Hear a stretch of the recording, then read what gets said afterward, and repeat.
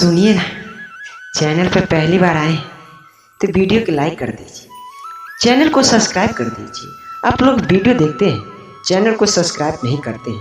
तो चलिए आज हम जानते हैं कि श्री कृष्ण के पास सुदर्शन चक्र था लेकिन श्री राम के पास क्यों नहीं। जानिए इसकी वजह क्या थी। श्री कृष्ण और राम दोनों ही भगवान विष्णु के अवतार थे और दोनों ही बहुत ही शक्तिशाली थे, परंतु जहाँ एक तरफ श्री कृष्ण को हमने विभिन्न अवतारों पर सुदर्शन चक्र धारण कर अपने शत्रुओं का विनाश करते हुए देखा है, ऐसा कुछ भी हमें श्री राम के साथ क्यों नहीं पढ़ने को सुनने को मिला। ऐसे ही कुछ करते हुए हम श्री राम को क्यों नहीं देखते हैं। यह प्रभु श्री राम सुदर्शन उठाने के सक्षम नहीं थे क्योंकि श्री राम ने सुदर्शन चक्र को धारण नहीं किए।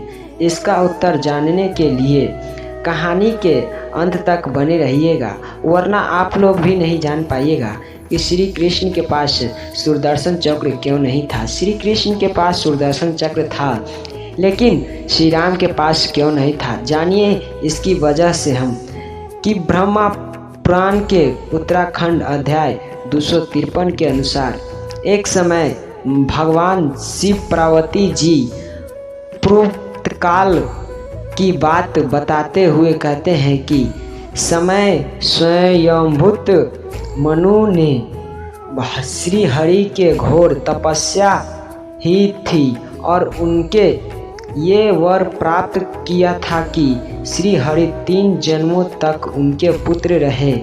तब तक श्री बोले हरि जाते थे।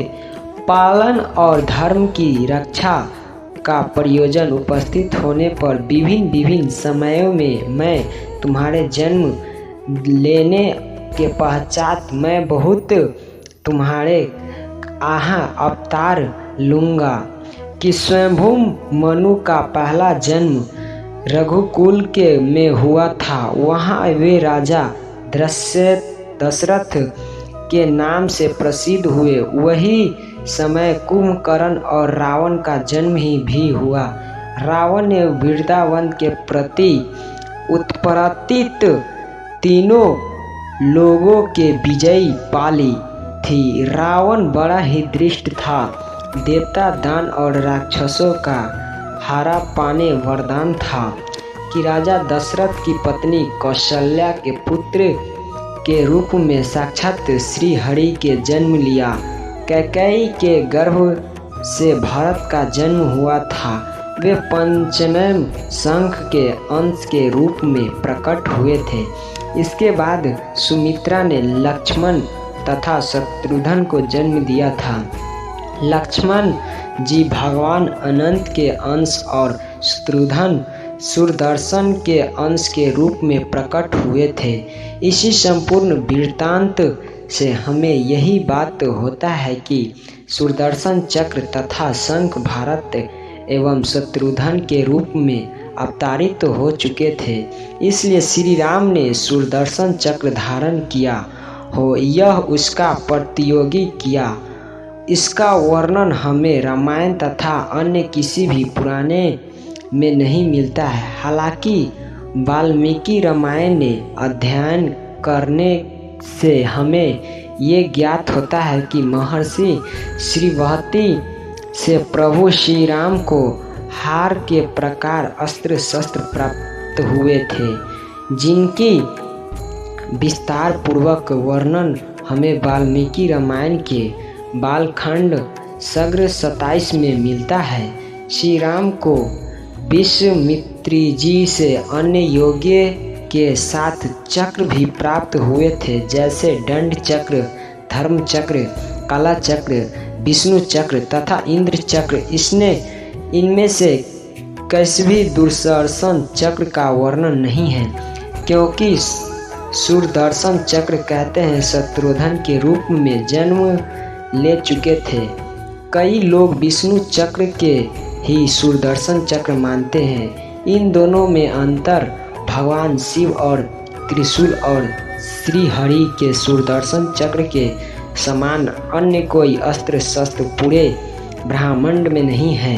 श्री कृष्ण ने अपना पर ब्रह्मरूप, विश्वरूप तथा चतुर्भुज पर महाभारत में कई अवसरों पर दिखाया था, जिसमें यह पुष्टि होता है कि वे साधारण मनुष्य के रूप में पृथ्वी और आवर्तित नहीं हुए थे। महाभारत के भीष्म पूर्व के 35वें अध्याय में जब अर्जुन को श्री कृष्ण ने विश्वरूप से दर्शन होते हैं, उसके बाद श्री कृष्ण अर्जुन के कहते हैं कि अर्जुन, मैं अपनी युद्ध के प्रभाव से ये मेरा परम विकट हुआ रूप से तुझको लिखा गया है, जिससे तेरी अतिरिक्त दूसरे किसी ने पहले नहीं देखा होगा।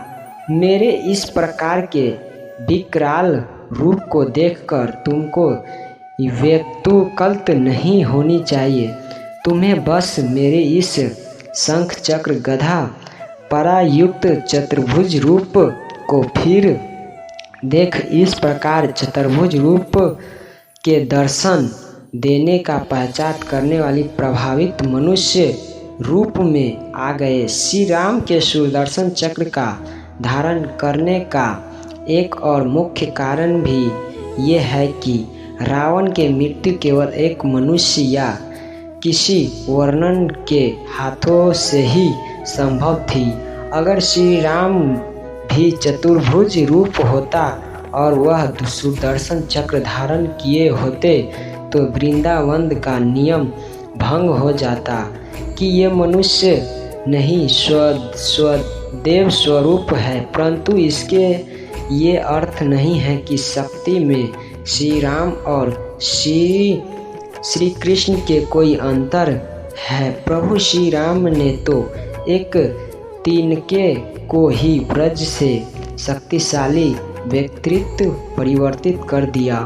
उनका शारीरिक बल मनुष्य समान नहीं, देवताओं और ऐसे भी नहीं।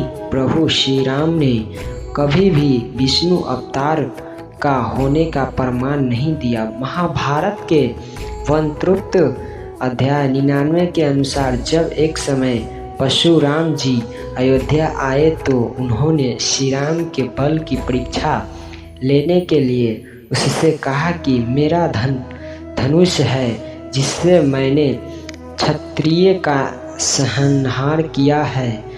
अगर तुम में से इतनी ही शक्ति बल है तो पर इसे पहचान चढ़ाकर दिखाओ। ये सुनते ही श्री राम चतुर्भुज आचार्य भी हुए और परशुराम जी बोले, आपको ऐसे मुझ पर अपेक्षा नहीं करना चाहिए। एक क्षुरित वास्तविक क्षत्रिय अपने बाहुबलित प्रशांत करते श्री राम को तुरंत ही धनुष उठाए। उस समय श्री राम के क्रोधित हो उठे। परशुराम जी बोले, तुम बड़े घमंडी हो, तुम्हारे दिव्य दृश्य देवता ही द्वारा तुम्हें मेरा। परशुराम जी ने श्री कृष्ण जी के शरीर में वाजय आदित्य 8 वसु 11 रुद्र साध्य देवता मदरुत पृथ्वीरंग अग्निदेव नक्षत्र गृधव राक्षस यक्ष देव ऋषि और धनुष इन सभी चेतनाओं के धारण किए हुए प्रत्यक्ष देखा। रामचरित्र मानस के अनुसार उन्होंने अपने यथार्थ रूप से दर्शन माता कौशल्या को भी दिए थे। प्रभु श्री राम और श्री कृष्ण दोनों ही समान रूप में शक्तिशाली थे, बस उनके अवतार अलग अलग उद्देश्यों से हुए थे और सबसे महत्वपूर्ण उस परम आत्मा की लीला ही यही थी कि जय श्री राम, जय श्री राम, जय श्री राम।